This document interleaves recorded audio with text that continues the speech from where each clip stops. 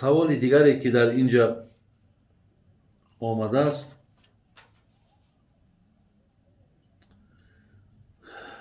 گفتن به نماز ما کافر گفتن میتونیم یا نمیتونیم؟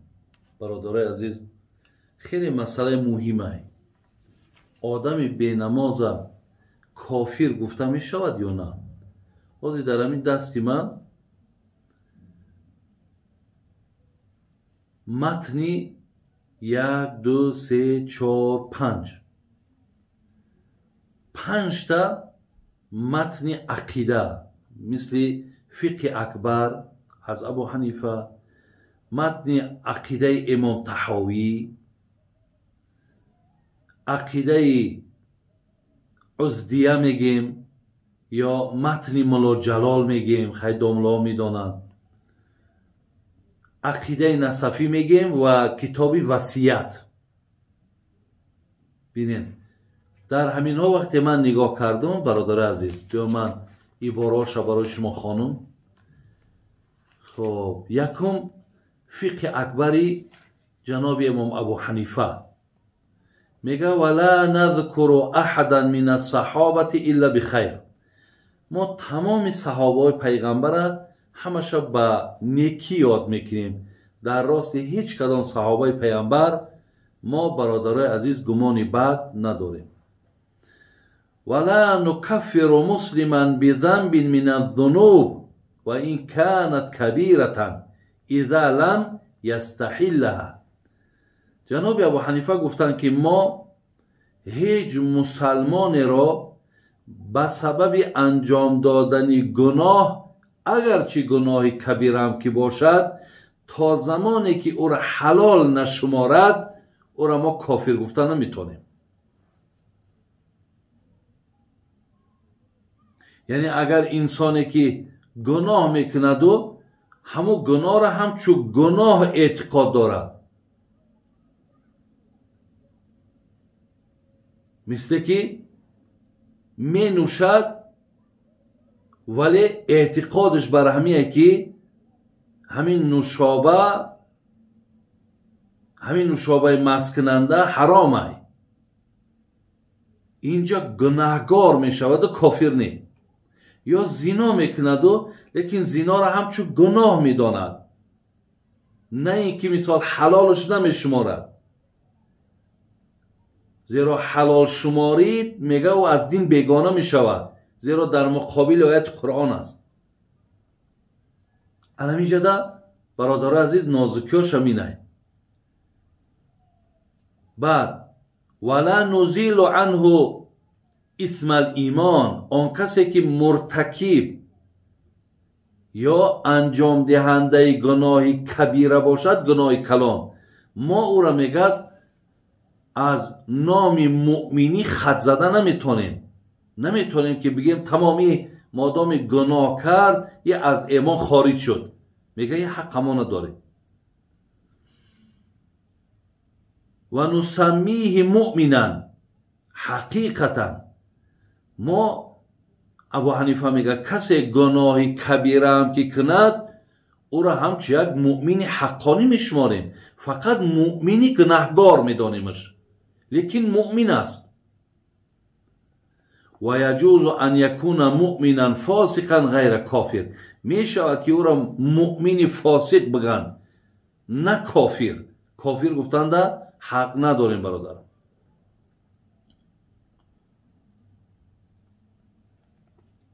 دوامش میگه و صلات خلف کل بر و فاجر من المؤمنین جائزون، از پشت هر یک آدمی نیک و بد میگن نمازتان خانه باشد خوبت باشد جایزه، نمازاتون درست میشه. ولا نقول این المؤمنین لا یضرهم الذنوب و انه لا يدخل النار. بین میگد که ما نمیگوییم که نفری که در گناه مبتلا می شود گناه با او ضرر نمیرساند، نه گناه با او ضرر میرساند. میگه یعنی میگه وقتی که ما آدم مرتکب گناه را میگیم از ایمان خارج نمی شود، معنای را ندارد که ما رخصت شدیم که برای گناه که балки гуноҳ мега ба ӯ зиён ва зарар меорад.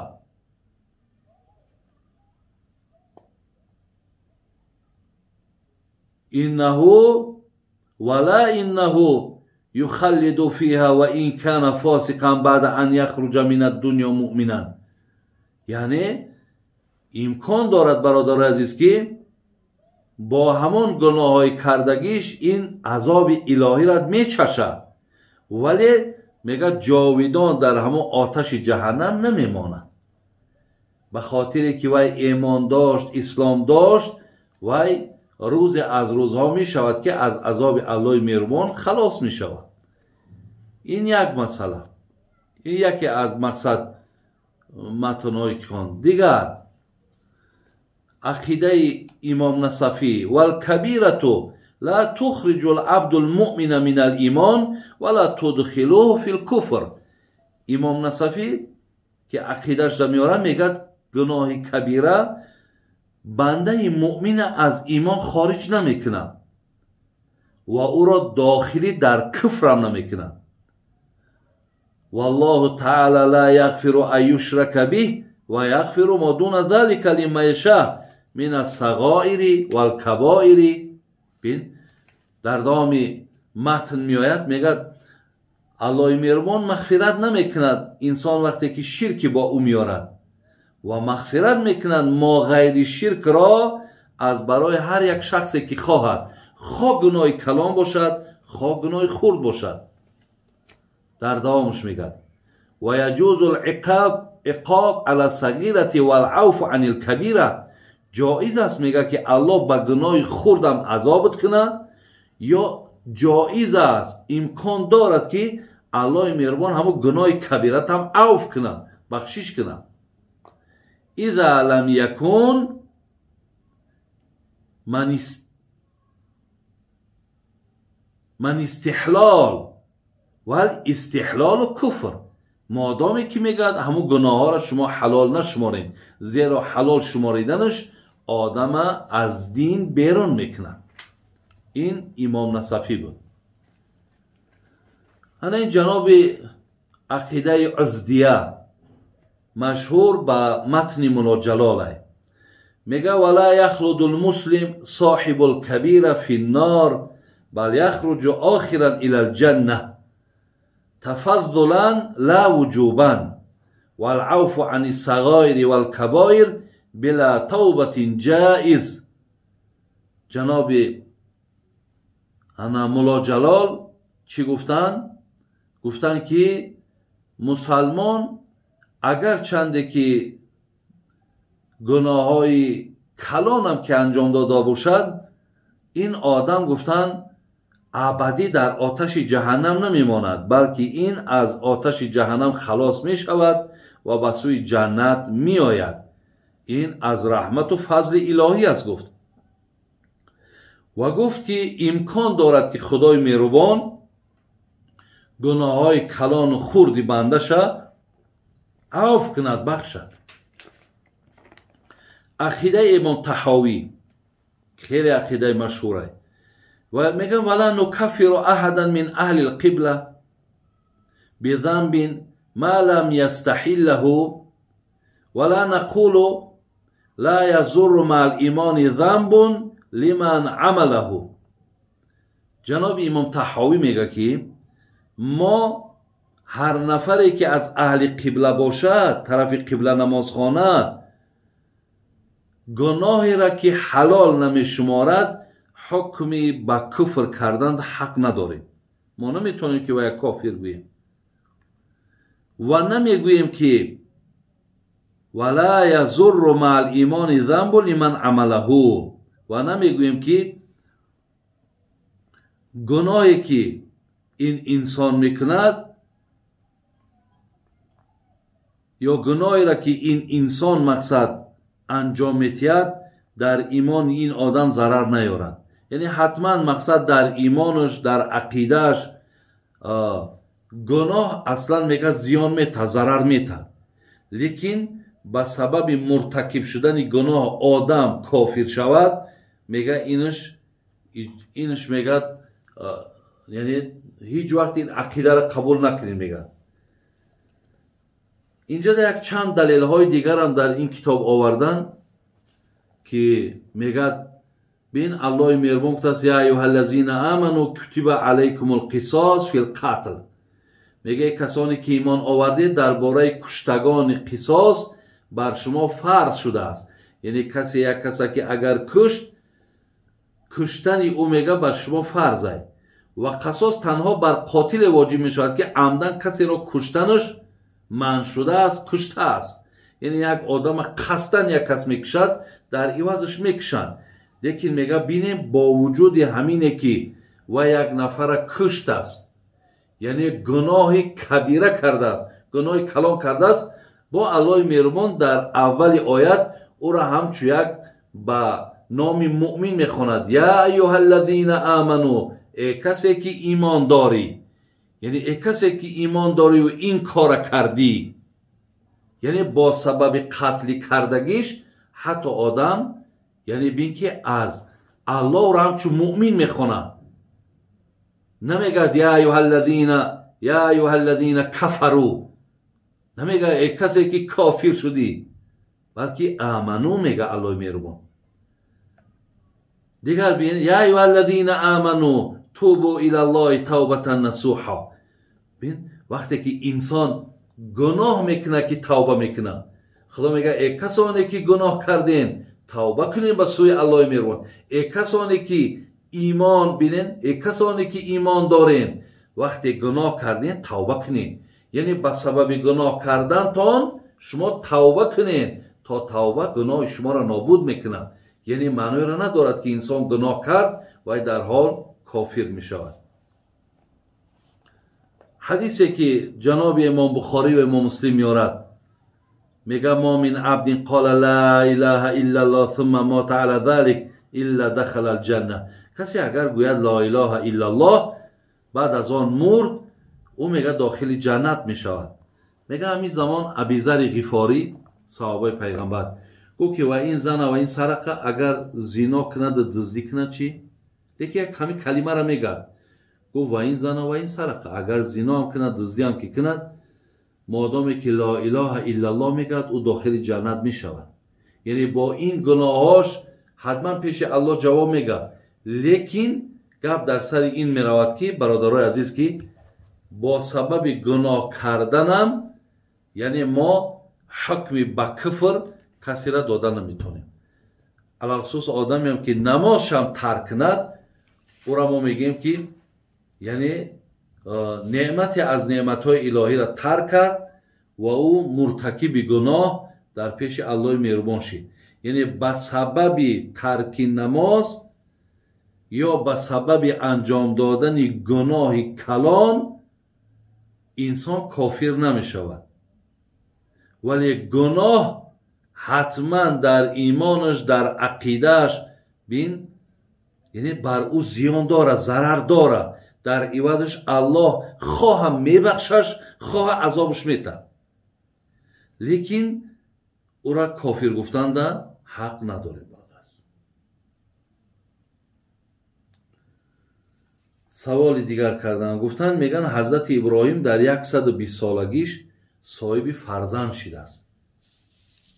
برادرای عزیز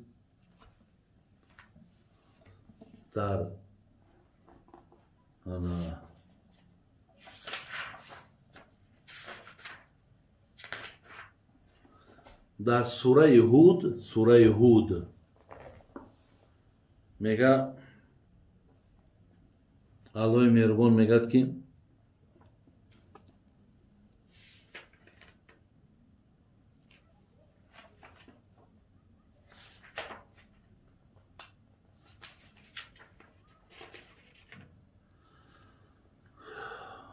اینجا از آیت 69 سوره هود برادر عزیز تا آیت گویم که 73، از 69 تا 73 سوره هود شما اگر بینین اینجا آمده است که ولقد جاء رسولنا ابراهیم بالبشرى قالوا سلاما قال سلام فما لبث ان جاء بعجل حنیذ.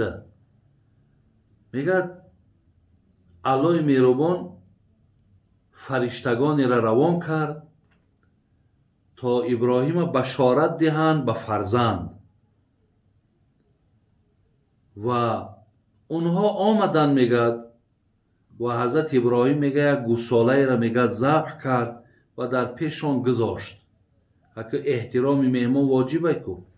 فلما رأى ایدیهم لا تصل الیه نکرهم و اوجس منهم خیفة قالوا لا تخف انا ارسلنا الى قوم لوط. بعد میگه وقتی حضرت ابراهیم گوساله را که مان پخته آورد گوشته، میگه مهمان ها دستشون دراز نکردن. حضرت ابراهیم ترسید که اینها شاید مهمان نباشند. یک قاعده بود که نفر اگر خانت بیا و خوراک در پیش مانی، وقتی که نخورد معناش یگون زیان ضرر رساندن است. حضرت ابراهیم میگه یک ترس فراش گرفت. اینا وقتی احساس کردن که ابراهیم ترسید، گفتن که لا تخاف انا ارسلنا الى قوم لوط. گفت ما ملائکه های هستیم که الله ما را فرستاد و به تو بشارتی به فرزند میتیمو، ولی برای قوم لوط آمدگی. یعنی قوم لوط شما میدونید که لیواتگری میکردن، بچه بازی میکردن. اونها را مقصد الله مهربان امر کرد که همو قوم به یک جایگی نابود کن. گفت ما همونها هستیم، به همین خاطر خوراک تره میخوریم، یکی از ما نترس. و بشارتی به فرزند دادنش. و امرأته قائمة فضحکت فبشرناه باسحاق و من وراء اسحاق یعقوب. گفتن الله مهربان به تو فرزند میدهد، نام او اسحاق و از پشت اسحاق الله مهربان باز حضرت یعقوب را پدر یوسف مقصد به دنیا میاره. میگه وقتی این سخن از دهان ملائکه ها که زن حضرت ابراهیم میگه اونجا قائمه بود، راست بود، پشت پرده دا بود میشینید، میگه فضحکت، خندش گرفت. زیرا مفسران میگن که ابراهیم در همین زمان 120 ساله بود و حضرت سارای زنش 90 ساله بود. ببینید ولی در سوره مریم هم آیت 7 و 8 ببینید، خداوند حضرت زکریا را پیغمبر با فرزندش یحیی بشارت میده. همونجا در مفسران میگن حضرت زکریا 120 ساله بود و زنش 98 ساله بود. یعنی برادرای عزیز، بعد ببینید چی میگه. قالت یا ویلتا اعلید و انا عجوز. میگه زن حضرت ابراهیم چی گفت؟ گفت عجیب، گفتی وای به حال ما. گفت من تولد میکنم، آخه گفت من پیران سال شدم. مقصد دیگر در من یکان قوت و توانایی نمان، دیگر در یک سال عمر ناامیدی قرار دارم. و هذا بعل شیخا ان هذا لشیء عظیم. عجیب. گفتی حضرت ابراهیم هم یک آدمی کهن سال، پیران سال، منم یک کمپیرک پیران سال. یک عجیب، یک چیز عجیبه. بعد فرشته ها چی گفتن؟ قالوا اتعجبین من امر الله رحمت الله و برکاته علیکم اهل البیت انه حمید مجید. گفتن در کار الله مهربان تعجب میکنین؟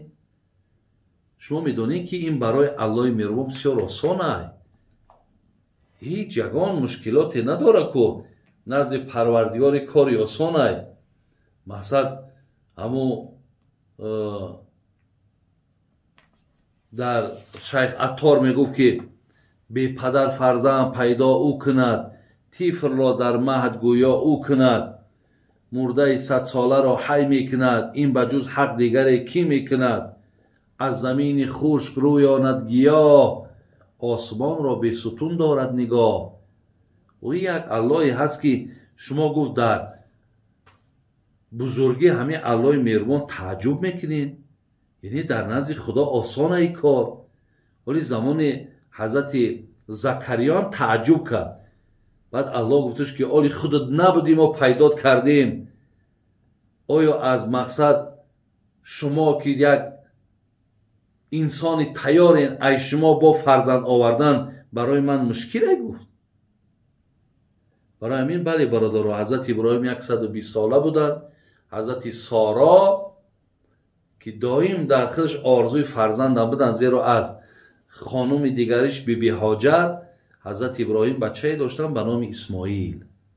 барои ҳамин ҳоҷар доим дуову хоҳиш ҳамин буд ки соҳиби як фарзанд шавад. аллоҳ додаш ҳазрати исҳоқ. бародари мо хоҳиш карданд ки як қиссаи кар, як одаме ки гӯшош кар будааст, баъд як ҳамсояи бемор доштааст. ҳамон ҳамсояи бемора барои хабаргириш мақсад ҳамон қиссаро барои мо баён кун ки вай чӣ гуна ҳамон ҳамсояша рафт хабар гирифту дар унҷа чӣ гап шуд. ира қиссаи кар ана аз хабаргирии ҳамсояш мегӯянд. ира ҷаноби ҳазрати мавлоно ҷалолуддини румӣ дар маснавиш меорад. мегӯяд як нафаре буд, гӯшош кар буд, ҳамсояш бемор шид. баъд барои хабаргирии ҳамсояш мегӯяд истод як лаҳзаву якчанд суҳбату якчанд ҷавоберо мега пешакӣ омода кард. мақсад ки агар равум пеши ҳамсоя хабаргирӣ, хайра бояд ман аҳволпурсӣ кунам, аз ӯ мақсад ман чанд саволе кунам. вақте вай ҷавоб мегӯяд ман нашнавам, пешакӣ ин одами кар ба худаш як саволу ҷавобе тайёр карду баъд ҳамсояша хабаргирӣ рафт. аку саволҷавоби тайёркардагиш чӣ буд? гуфт вақте ки ман агар рафтум, ҳатман аввалин гаперо ки ман бояд ба ҳамсояи беморам бугум ҳамин аст ки ҳоло чӣ хелай? вай ҳатман мисол чӣ мега? хай мега алҳамдулилло, ҳолам хубай. баъд ман мегӯм ки хай худоро шукр. баъд дуюм саволе ки аз ӯ мепурсум, мегӯм ягон чияк мехӯрӣ? мақсад ягон ғизо мехӯрӣ? ягон чиза ки мулоим мехӯрӣ? хай ӯ ҳатман мегӯяд ки бале, мақсад ягон шарбат мехӯрам ё ягон хӯроки мулоим мехӯрам. хай бемор аст, аку мега ҳамин хел мумкин ҳамин ҷавоборо гӯя. вақте ин гапа ки гуфт мега ман дар баробараш чӣ мегӯм? мегӯм нӯши ҷонат шава. баъд сеюм мегӯм, мепурсумуш ки ягон табибе омад, ягон духтур мақсад хабаргирит омад, ягон нусхаа ки ягон мақсад барои табобатат ягон чизе муайян кард ё накард? хай албатта чӣ мега охӣ? мақсад мега ки бале, мақсад фалон табиб овардем ё мақсад табибо омада дидестанд. ман дар инҷа мисол мегӯм ки қадамшон муборак боша. бародаро, ин як сценария, ки бигем ҳамин одами бечора кар ба худаш як ҳамин гуфтугӯю саволҷавоберо тайёр кард. баъд хонаи ҳамсояш омад. хонаи ҳамсояш омаду якум саволиш ки буд, ҳамун савол буд. гуфт, ҳамсоя гуфт, шунидум бемор шидай, ҳолу чӣ хелай, аҳволу чӣ хелай? اکو او جوابی را که این کار تیار کرده بود چی بود؟ گفت که شاید بگه که خیلی الحمدلله حالم خوبه، لیکن بیماری جواب نداد. بیمار جواب داد که حالم بده، گفت حالم بسیار بده، گفت بسیار رنج میکشم، بسیار خودم بد حس میکنم. این کار فکر کرد که میگه که خیلی الحمدلله خوب، گفت خیلی خدا را شکر، خدا را شکر. بعد میگه سوال دیمش پرسید، گفت که یگان غذا میخوری، یگان خوراک میخوری، اشتیا داری؟ از بس که بیمار بسیار آدم درمند، چیزی خورده نمیتونست، گفت زهر میخورم. خوراکی چی میخورم؟ روزی دراز گفت تمام وجودم میسوزه، خوراک خورده میتونم، گفت زهر میخورم. بعدی کار گفت که خیلی نوشی جانت شوه، نوشی جانت شوه. او برای که پیشکی جوابای کار همین بود بیچاره. بیمار میگه بسیار در حالت غضب آمد، گفت من میگم که احوالم بده، میگه خدا را شکر، میگم من غذا نمیخورم، آخه زهر خوردم، میگه نوشی جانت شوه. این مرا مسخره کردن آمده. بعد سیم سوالش میگه پرسید، یگان طبیب میآید، یگان طبیب حال تا پرسید، یگان دکتر مراجعت کردی؟ یک بار که غضبناک بود بیمار، گفت گفت عزرائیل آمده بود، گفت. بعد میگه کارگشت گفت گو همسایه خیلی قدمش مبارک باشه، قدمش مبارک باشه. یک لحظه از برادر عزیز که همین حالتی آدمایی که یعنی در حالت کریان و وقتی که نمیشنون بینین مقصد چی معاملای میکنن و این شکرگزاری به این شنوایی ها باید ما شما کنیم. السلام علیکم و رحمت الله و برکاته. الله مهربان عاقبت هممون بخیر کند، ایمان همون با سلامت نگه دارد. آن چیزی را که شنیدین الله مهربان توفیق عمل کردنش بر یکایک ما و شما نصیب گرداند. ربنا تقبل منا انك انت السمیع العلیم و تب علینا انك انت التواب الرحیم. آمین یا رب العالمین.